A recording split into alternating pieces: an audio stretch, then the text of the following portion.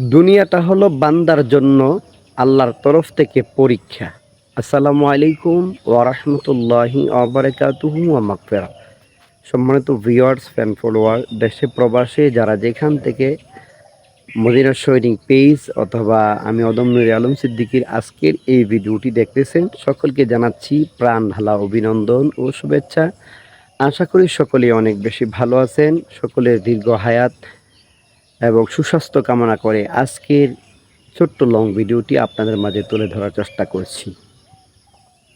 আমি প্রথমে একটা কথা বলেছি, কারণ বান্দার দুনিয়ার সময়টা হলো আল্লাহর তরফ থেকে পরীক্ষা। এই জায়গাটায় আপনি আমি যাহা কিছু অর্জন করিব, যাহা কিছু সুপথ পরিচালিত করিব, যাহা কিছু খারাপ রাস্তায় করব, সেই সবগুলো মহান আল্লাহ তাআলার দরবারে জমা হবে। আর এই জমাকৃত বিষয়ের উপর নির্ভর করে আপনার আমার হাসরে হিসাব কিতাব বিচার আদি সম্পন্ন করা হবে। এবার আসুন, আল্লাহ তাআলা বলতেছেন, বান্দা তুমি যাহা কিছু করো, যেইভাবে চলো, মনের মধ্যে যেই নিয়ত থাকে, সব কিছু আমি আল্লাহ জানি। এই বিশ্বাস আমরা যারা ইমানদার প্রত্যেক মুসলমানের অন্তরে আছে যে আল্লাহ তাআলা আমার সব কিছু দেখেন, সব কিছু জানেন, এমনকি মনের ইচ্ছা আকাঙ্ক্ষা আশাগুলো আল্লাহ তাআলা জানেন। এরপরে আল্লাহ তাআলা আপনার আমার দুই কাঁধে দুইজন ফেরেশতা দিয়ে রেখেছেন। কেউ একজন ভালো, কেউ মন্দ লিখতে থাকে, সেগুলো লিপিবদ্ধ করা হয়। হাসরের ময়দানে আল্লাহর কাছে এগুলো উপস্থাপন করা হবে। এবার আসেন, সকাল থেকে রাত পর্যন্ত অথবা রাত থেকে সকাল পর্যন্ত টোটালি 24 ঘন্টা সময়। এই 24 ঘন্টা সময়ের মধ্যে আপনার আমার কোন সময়টা, কোন মিনিটটা, কোন ঘন্টাটা, কোন সেকেন্ডটা কোন অবস্থায় কেটেছে, এটা কিন্তু আপনি আমি চক্ষু বন্ধ করে হলপ করে বলতে পারি। তবে আমাদের উচিত ছিল এই সময়টা যেহেতু পরীক্ষার সময় আল্লাহর দরবারে, সেটা আপনার আমার জীবন চলাটা হলো পরীক্ষা।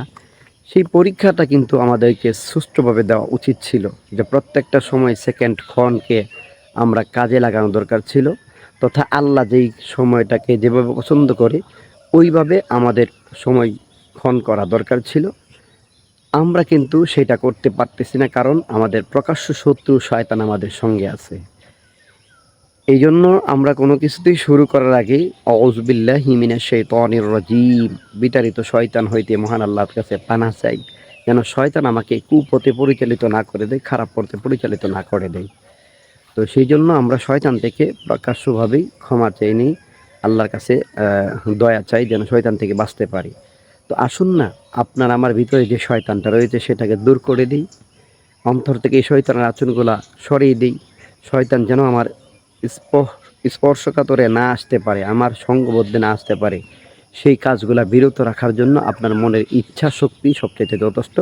এবং আল্লাহর কাছে সবসময় হেদায়েতের বাণী চাইবেন, যেন আল্লাহ তাআলা আপনাকে আমাকে হেদায়েত দান করেন, কারণ হেদায়েত ছাড়া আপনি কিন্তু সঠিক রাস্তায় আসতে পারবেন না।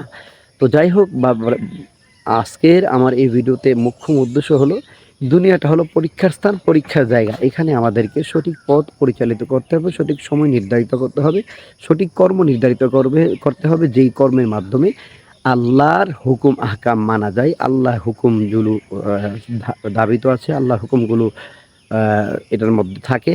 যেটা আল্লাহ নিষেধ করেছেন সেটা থেকে দূরে থাকা, আর যেটা আল্লাহ তাআলা হুকুম করেছেন সেটা শক্তভাবে আদায় করা, পালন করা। এটাই হবে আমাদের পরীক্ষায় উন্নতি হওয়ার বিশেষ বড় একটা মাধ্যম। তো এই পরীক্ষার উন্নতির মধ্যে আমি মনে করি আল্লাহ তাআলাকে খুশি করার জন্য সর্বপ্রথম কাজ হলো, কোনো ইমানদার ইমান আনার পর তার উচিত 5 ওয়াক্ত নামাজে আল্লাহর কাছে হাজিরা দেওয়া। তখনই আল্লাহ তার বাকি পরীক্ষার কার্যক্রমগুলো সহজ করে দেয়। আসল কাজটাই যদি আপনি আমি না করি, তাহলে তার কোনো হচ্ছে না। আপনি যদি 5 ওয়াক্ত নামাজি হয়ে যান, আর এই নামাজি বান্দা দ্বারা কোনো খারাপ কাজ হতে পারে না। আল্লাহ তাআলা আমাদের সকলকে বুঝার তৌফিক দান করুক।